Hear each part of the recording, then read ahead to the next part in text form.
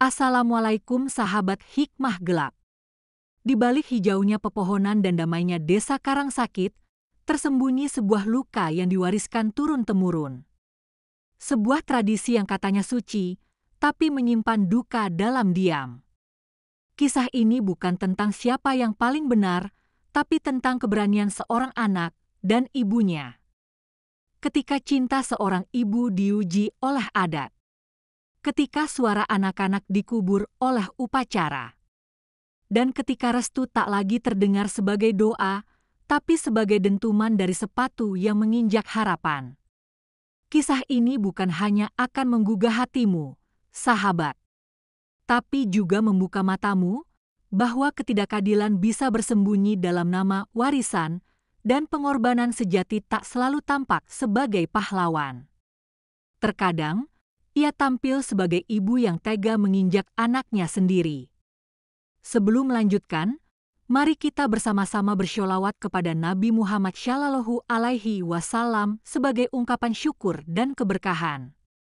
Silakan like, komen, subscribe agar ketika ada cerita penuh hikmah lagi bisa langsung muncul di notifikasi HP Anda.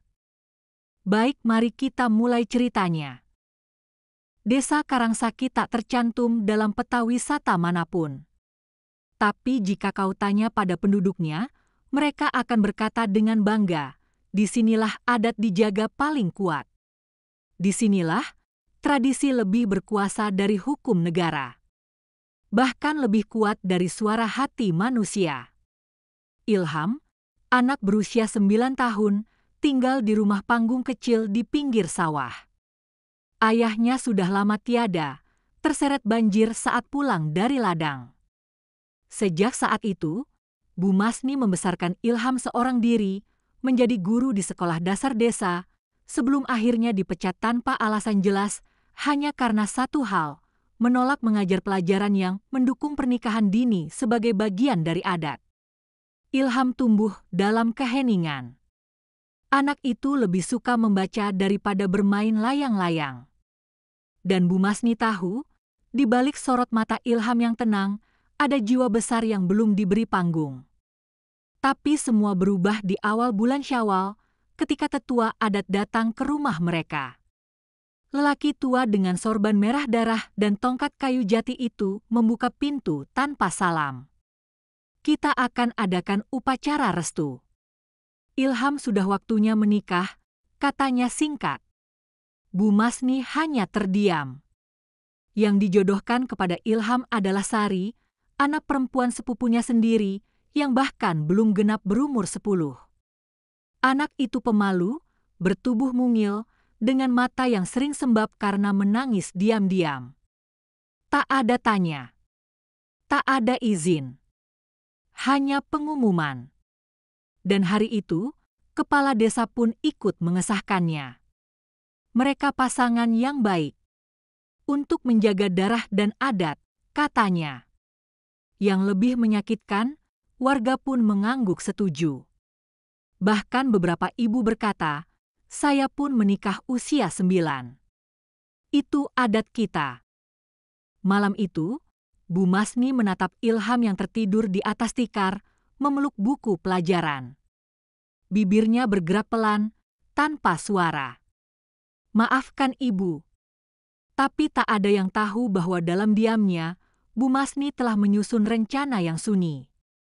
Ia sering berbicara pelan di dekat sumur belakang rumah, seolah bicara sendiri, padahal ada yang mendengar, seorang perempuan asing penjual batik yang baru tinggal sebulan di desa. Namanya Rina. Tak ada yang tahu dia jurnalis dari kota. Dan dia datang bukan hanya membawa kain, tapi juga kamera tersembunyi, pena tajam, dan tekad membongkar praktik gelap yang dibungkus adat.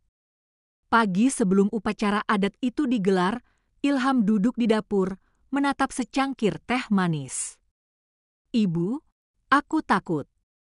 Bu Masni mendekat, menggenggam tangannya. Nak, kadang, untuk menghancurkan sesuatu yang salah, kita harus ikut masuk ke dalamnya sebentar.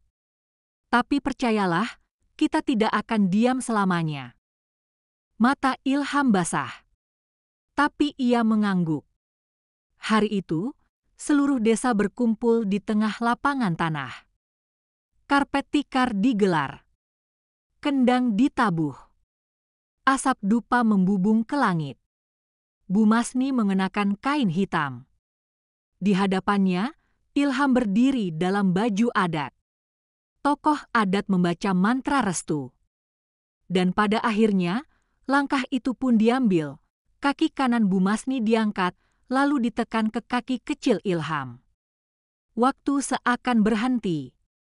Tapi hanya Ilham yang tahu bahwa ibunya berkata pelan, hanya cukup untuk ia dengar, "Maafkan ibu.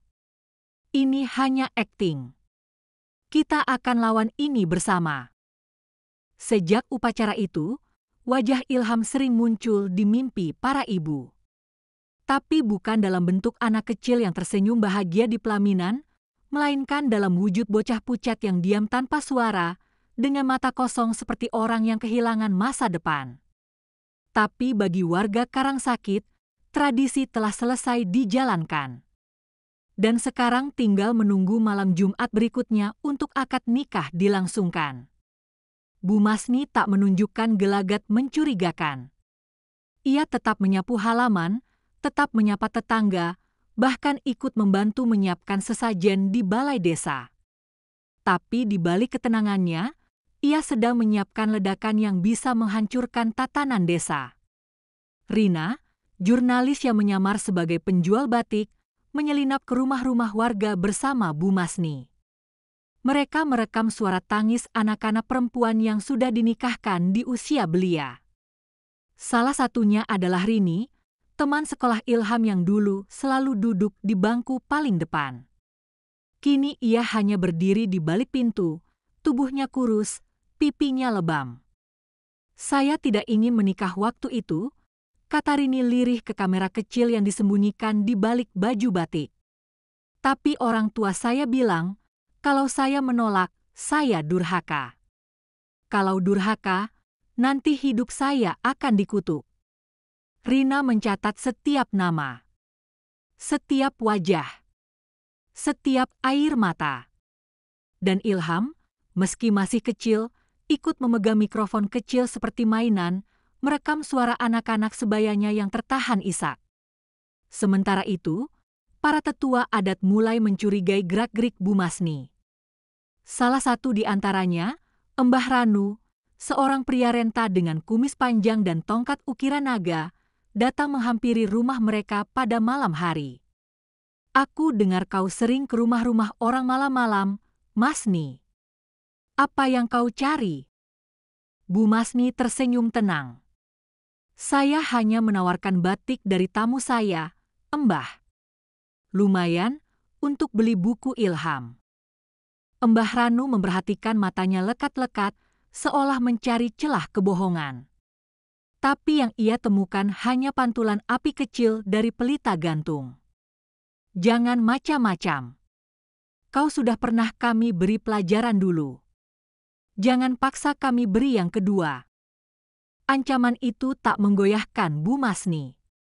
Malam itu, setelah Embah Ranu pergi, ia duduk di tikar bersama Rina dan Ilham menyusun rencana. Malam Jumat ini, sebelum akad, kita akan putar videonya. Tapi mereka pasti akan melarang, kata Rina. Karena itu, kita tidak akan minta izin. Hari-hari menjelang malam Jumat itu berubah menjadi medan pertempuran diam-diam. Beberapa warga mulai gelisah. Ada yang diam-diam menghampiri Bu Masni, bertanya, "Benarkah kamu punya rekaman? Kalau benar, aku ingin ikut melihat." Ketika malam Jumat tiba, seluruh desa berkumpul di lapangan seperti sebelumnya. Kendang kembali ditabuh, lilin kembali dinyalakan. Ilham berdiri di pelaminan adat, di samping Sari yang hanya menunduk.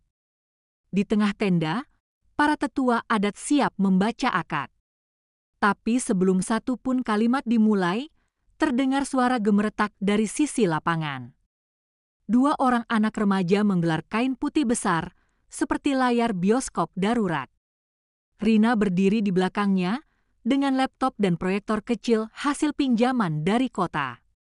Listrik padam sebentar. Dan saat hidup kembali, gambar pertama yang muncul adalah wajah Rini, teman Ilham yang matanya masih sembab, berkata di depan kamera, "Aku tidak ingin menikah waktu itu." Lapangan sunyi. Lalu berganti wajah lain.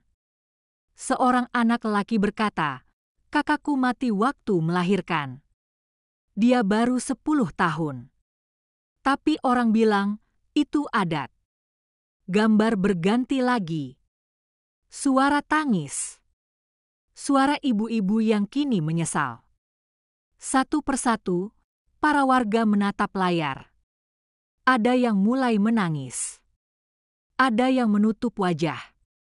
Seorang ibu berlari ke pelaminan, memeluk anaknya, mengguncangnya sambil berkata, "Maafkan ibu, nak. Maafkan ibu." Para tetua adat terdiam. Salah satu dari mereka mencoba mematikan proyektor, tapi warga menghadang. "Cukup, Mbah. Kita sudah lama tutup mata. Hari ini kita buka semuanya." Dan di tengah kerumunan itu, Bu Masni berdiri, tubuhnya tegap, matanya berkaca-kaca, tapi suaranya gemetar. "Anak saya tidak akan menikah malam ini. Dan anak-anak kita tidak akan menikah karena dipaksa lagi." Malam itu langit desa Karangsakit tidak bertabur bintang. Hanya awan kelabu yang menggantung rendah, seolah menahan tangis bumi yang belum tumpah. Setelah layar diturunkan dan video dimatikan, kerumunan warga masih berdiri membeku. Tak ada sorak-sorai, tak ada drum pengiring akad. Yang terdengar hanyalah desah napas berat dan isak tertahan. Tetua adat mundur ke sisi pelaminan. Kepala desa berdiri, mencoba bersuara, namun kalimatnya tercekat. Ia memandang ke arah Bu Masni, lalu ke arah Ilham dan Sari yang berdiri mematung. Sekilas, ia seperti hendak marah, namun detik berikutnya, sorot matanya melemah. Mbah Ranu maju ke tengah. Tongkatnya menghentak tanah 3 kali, lalu suara beratnya menggema, "Ini penghinaan. Kita harus menggelar sidang adat. Masni, kamu telah mencoreng kehormatan desa." Namun Bu Masni tak gentar.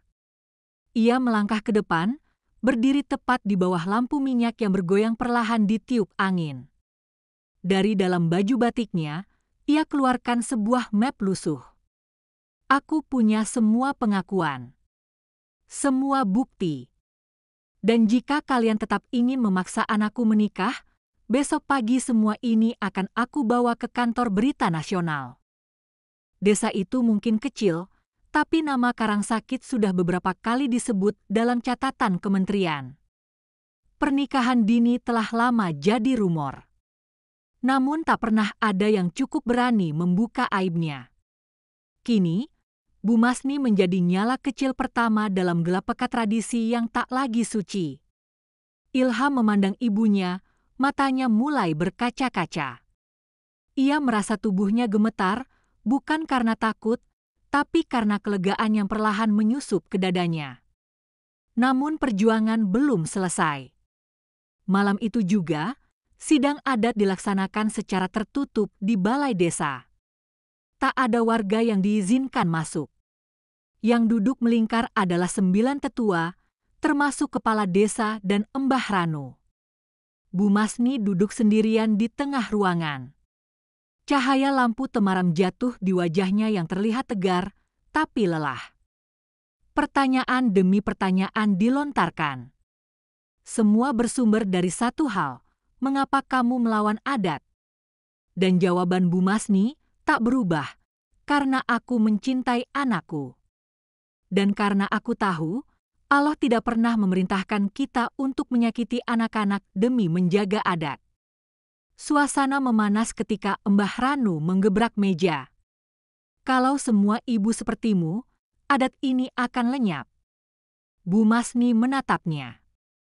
"Mungkin memang sudah waktunya adat itu diluruskan, Mbah." bukan lenyap, tapi kembali ke fitrah. Tidak semua yang lama itu benar, dan tidak semua yang baru itu sesat. Kepala desa mulai ragu. Ia memandangi tumpukan berkas di depan Bu Masni. Wajah-wajah bocah yang tersenyum pahit dari layar video itu masih membayang di benaknya. Lalu, satu suara lirih datang dari sudut ruangan. Tak disangka, suara itu milik Pak Darto, tetua paling tua di antara mereka yang selama ini diam saja. Dengan suara berat dan napas tersengal, ia berkata, "Dulu, anak perempuanku juga dinikahkan saat usianya 11. Dia tak pernah tersenyum lagi sejak hari itu. Hari ini, aku merasa telah jadi bagian dari kejahatan." Ruangan terdiam. Pak Darto menunduk, menangis dalam diam. Dan di momen itu, segalanya berubah. Namun, kemenangan belum didapat. Karena keputusan akhir masih menggantung. Kepala desa berkata, besok pagi keputusan akan diumumkan. Tapi Masni, apapun hasilnya, kau harus siap menghadapi risiko. Dan risiko itu bukan kecil. Bu Masni tahu, jika adat memilih menghukumnya, ia bisa dikucilkan, diusir, bahkan dianggap tidak layak dikuburkan di tanah desa. Malam itu, Bu Masni duduk di tangga rumah. Ilham memeluk lutut ibunya, tubuhnya lelah tapi hatinya penuh. "Ibu, kalau besok kita diusir, kita kemana?" Bu Masni mengusap kepala Ilham. Lalu menjawab dengan suara pelan, "Kita kemanapun Allah tuntun, Nak. Tapi kau tahu satu hal?" Ilham mengangkat wajah. "Kau sudah jadi laki-laki hari ini. Bukan karena adat, tapi karena kau berani memilih apa yang benar." Malam itu mereka tidur berdua di tikar yang sama. Dan di luar jendela, angin bertiup tenang. Seolah semesta pun menunggu fajar dengan nafas yang tertahan. Fajar pagi di desa Karangsakit menyingsing dengan embun tipis yang menyelimuti sawah dan jalanan berbatu. Suasana desa terasa sunyi namun syarat akan ketegangan. Warga berkumpul kembali di balai desa, menunggu pengumuman yang akan menentukan masa depan Ilham, Bu Masni, dan juga tradisi yang selama ini membelenggu mereka. Kepala desa berdiri di depan podium sederhana, memegang surat keputusan dari sidang adat semalam. Semua mata tertuju padanya. Napas warga tertahan. Anak-anak yang biasanya bermain riang, kini duduk berderet, menatap lurus ke arah orang dewasa dengan harapan yang sama. Namun, saat kepala desa mulai membuka mulutnya, sebuah suara lembut namun tegas terdengar dari belakang kerumunan. "Pak Kepala Desa, saya ingin bicara." Semua terkejut. Rina, jurnalis muda yang selama ini menyamar, melangkah maju dengan berani. Ia mengangkat tangan, memperlihatkan kamera dan ponsel yang merekam setiap detik. "Saya telah mengumpulkan lebih dari cukup bukti tentang pernikahan dini yang merenggut masa depan anak-anak di desa ini. Bukti itu sudah saya kirim ke media nasional dan lembaga hak anak." Kerumunan bergemuruh. Beberapa ibu-ibu menatap Rina dengan haru, ada pula yang menangis pelan. Kepala desa terlihat gelisah, tapi tidak bisa berbuat apa-apa. Karena di balik suara rakyat yang mulai bangkit, ada kekuatan yang jauh lebih besar. Tiba-tiba, seorang tokoh desa yang selama ini dikenal konservatif, Pak Darto, berdiri dan berkata dengan suara parau namun penuh keyakinan, "Dulu aku buta. Kini aku melihat dengan hati. Bu Masni dan Ilham telah membuka mata kita semua. Saya mengusulkan agar kita batalkan pernikahan dini ini. Mari kita mulai membangun masa depan anak-anak kita dengan pendidikan dan kasih sayang, bukan dengan paksaan dan derita." Kata-kata Pak Darto memecahkan keheningan. Perlahan, satu persatu warga mengangguk setuju. Anak-anak yang tadi duduk pun mulai tersenyum. Kepala desa, dengan wajah lega yang belum pernah terlihat sebelumnya, mengangkat tangan. Dengan ini, saya umumkan pernikahan dini di Desa Karangsakit dibatalkan.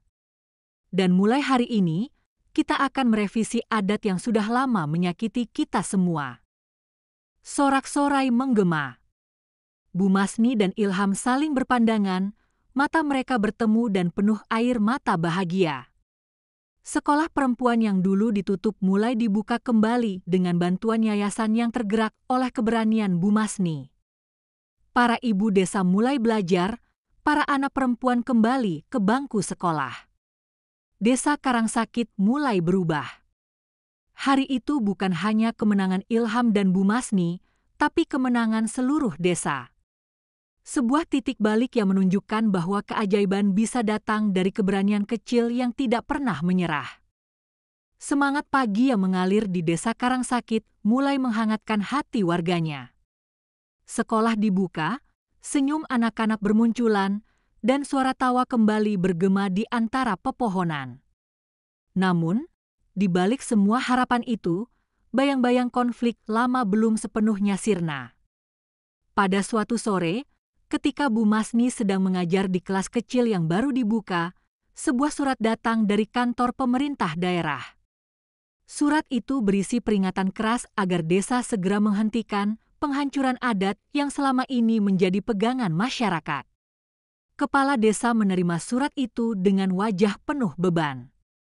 Ia tahu tekanan politik dan kekuatan elit lokal masih sangat kuat. Ini belum berakhir, bisiknya pada Bu Masni saat mereka bertemu di balai desa. Ada kekuatan yang tidak ingin perubahan ini terjadi. Mereka bisa menekan kita kembali. Malam harinya, suara gaduh terdengar dari luar rumah Bu Masni. Beberapa warga yang masih setia pada adat lama berkumpul, membawa poster dan berteriak menuntut tradisi dipertahankan. Situasi memanas. Ilham memandang ibunya dengan mata penuh kekhawatiran. Ia tahu ini saat yang menentukan. Jika desa tidak bersatu, perubahan yang mereka mulai bisa hancur dalam sekejap. Di tengah kericuhan, Rina datang dengan membawa kamera dan mikrofon. Ia mulai merekam, berusaha merekam setiap suara dari kedua belah pihak. Media sosial pun mulai ramai dengan dukungan dan penolakan. Kepala desa, Bu Masni, dan beberapa tokoh desa berkumpul untuk berdiskusi. Mereka memutuskan untuk mengadakan pertemuan besar, terbuka untuk semua warga, agar suara bisa didengar dan persatuan kembali terbentuk. Pertemuan itu menjadi puncak ketegangan. Beberapa warga yang menentang perubahan mengajukan tuntutan keras. Namun, Bu Masni berdiri dengan tegas dan berkata, "Kita semua ingin desa ini maju, tapi bukan dengan melukai anak-anak kita. Kita bisa merangkul adat, tapi harus disesuaikan dengan kebaikan dan kasih sayang." Perlahan, beberapa warga mulai berubah sikap.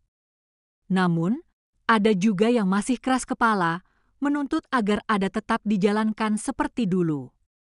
Ketegangan mencapai puncaknya ketika seorang tokoh adat senior mengancam akan membawa persoalan ini ke pengadilan adat, yang berarti pernikahan dini bisa kembali dipaksakan. Namun, sebelum keputusan final diambil, suara anak-anak yang selama ini terdiam mulai terdengar. Ilham berdiri di depan kerumunan, mengucapkan kata-kata yang mengguncang hati banyak orang. "Dulu kaki ibu injak aku agar aku bisa berdiri. Sekarang aku berdiri untuk melindungi anak-anak lain." Kata-kata Ilham membuat suasana berubah. Air mata mengalir, hati mulai terbuka. Namun, pengumuman resmi tentang keputusan masih ditunda. Semua menunggu sidang adat yang akan menentukan masa depan Karangsakit. Pertemuan itu berakhir dengan ketegangan yang menggantung. Suasana pagi di Desa Karangsakit dipenuhi dengan desakan rasa ingin tahu dan harapan yang bercampur kecemasan. Semua warga berkumpul di balai desa untuk menghadiri sidang adat yang akan menentukan nasib tradisi yang telah lama membelenggu mereka. Di antara kerumunan, Bu Masni berdiri tegap di samping Ilham. Mereka tahu ini bukan hanya soal mereka berdua, tapi masa depan semua anak di desa ini. Sidang dimulai dengan suara tetua adat yang keras dan penuh wibawa. Mereka menyampaikan argumen mempertahankan adat lama dengan penuh semangat. Namun, di sela-sela itu, Bu Masni meminta kesempatan untuk berbicara. Dengan penuh keberanian, Bu Masni mengangkat suara, membacakan semua pengakuan dan bukti yang telah dikumpulkan.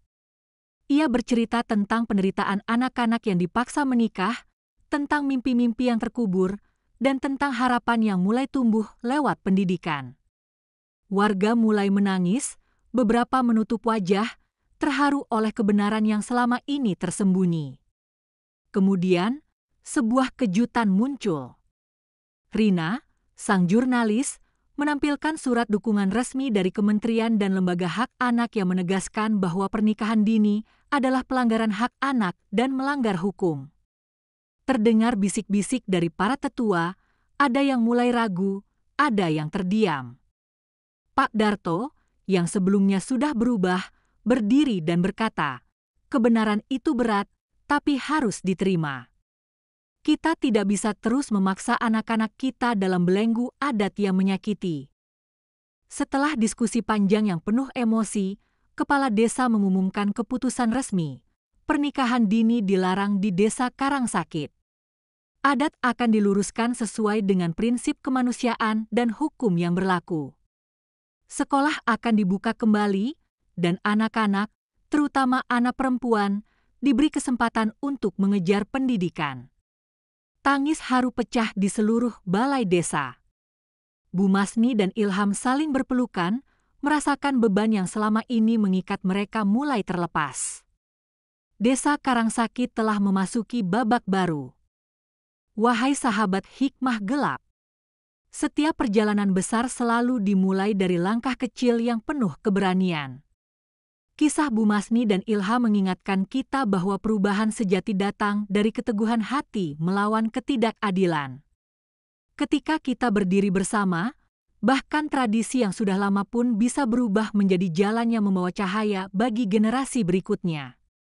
Semoga kisah ini menjadi inspirasi untuk terus memperjuangkan kebaikan dan melindungi mereka yang lemah. Terima kasih telah mendengarkan cerita ini. Jangan lupa untuk selalu membuka hati dan pikiran dalam setiap perjalanan hidup.